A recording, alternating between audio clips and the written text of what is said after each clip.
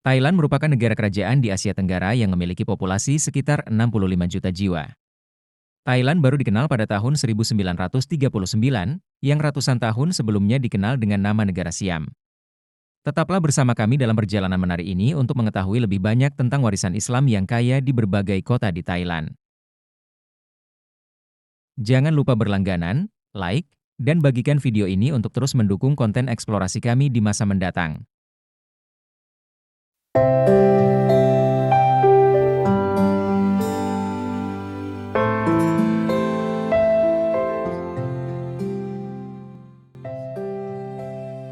Dalam sejarah, Thailand merupakan tempat persinggahan para penyebar Islam ke Nusantara, baik yang datang dari Timur Tengah maupun melalui India. Wilayah Thailand Selatan menjadi wilayah yang amat penting dalam sejarah Islam di negara Gajah Putih tersebut. Menurut data statistik terbaru, jumlah kaum muslim di Thailand mencapai 4,6% atau sekitar 4 juta dari total 65 juta penduduk Thailand. Islam di Thailand menjadi agama mayoritas kedua setelah Buddha. Thailand Selatan merupakan sejumlah kawasan di Thailand yang berbatasan dengan semenanjung Malaysia. Mayoritas penduduknya adalah orang Melayu yang beragama Islam.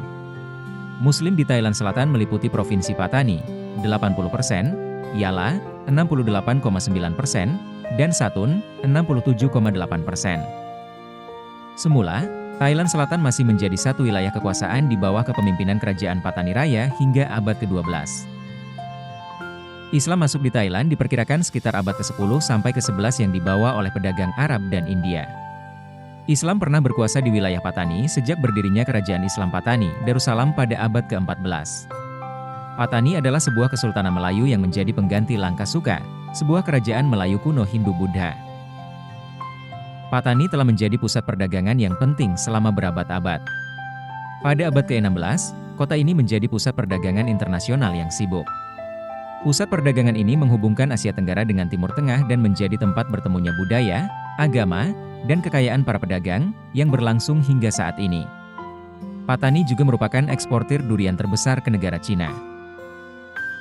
Di Thailand Selatan sering terjadi konflik dengan kelompok agama Buddha. Seringkali, ada kebijakan pemerintah pusat yang dianggap tidak adil bagi warga Thailand Selatan yang mayoritas beragama Islam, terutama setelah Kerajaan Melayu dihapuskan pada tahun 1902. Masyarakat dalam keadaan tertekan. Serangan pertama terjadi pada seorang top penggawa mukim, Ket, yang dikenal sebagai Ket. Ia cedera setelah ditembak sebelum sempat melaksanakan salat Jumat.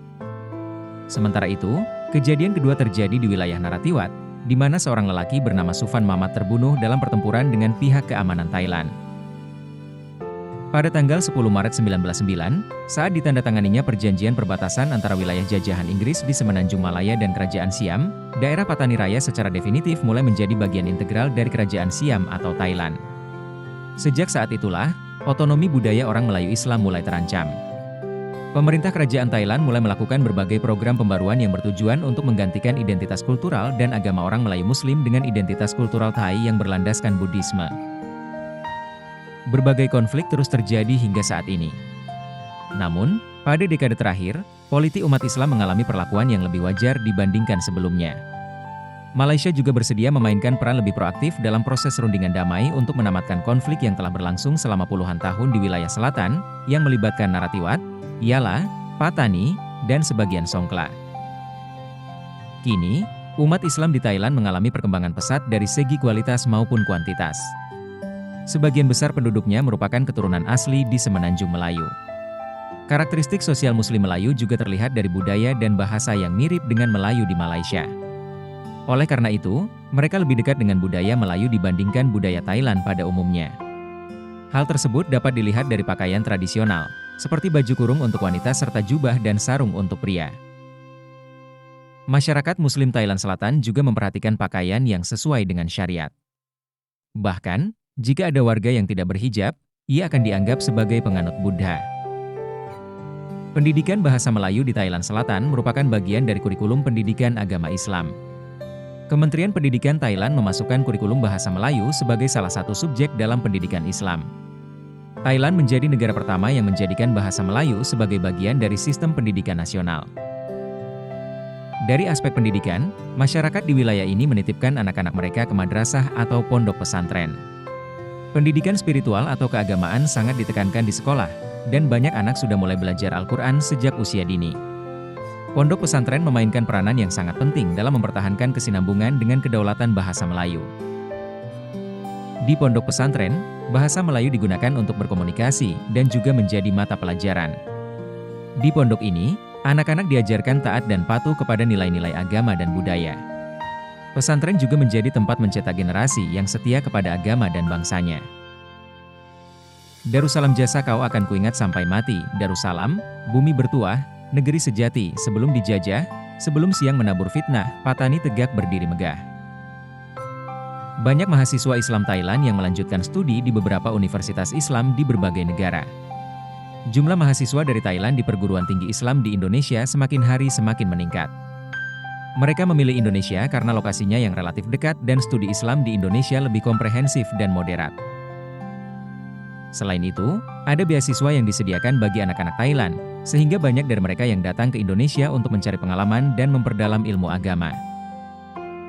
Perkenalkan, nama saya Diana Leang, asal dari Het Yai, Songkhla, Thailand. Saya adalah mahasiswi Fakultas Agama Islam di Universitas Muhammadiyah Sumatera Utara, UMSU.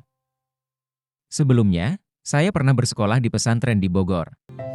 Kemudian, saya kembali ke negara saya di Thailand, namun saya tetap memiliki mimpi untuk melanjutkan pendidikan saya di Indonesia.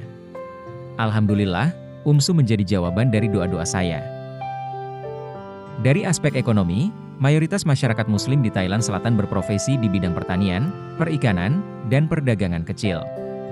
Di wilayah ini, pasar-pasar tradisional biasanya ramai oleh pedagang Muslim yang menawarkan berbagai jenis barang, termasuk makanan halal. Itulah ulasan singkat tentang Muslim Thailand Selatan.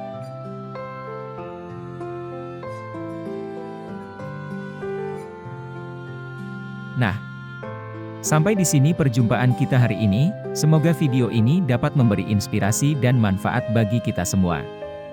Jangan lupa untuk memberikan like, share, dan subscribe agar tidak ketinggalan video baru yang penuh hikmah dari Hikmah Islam.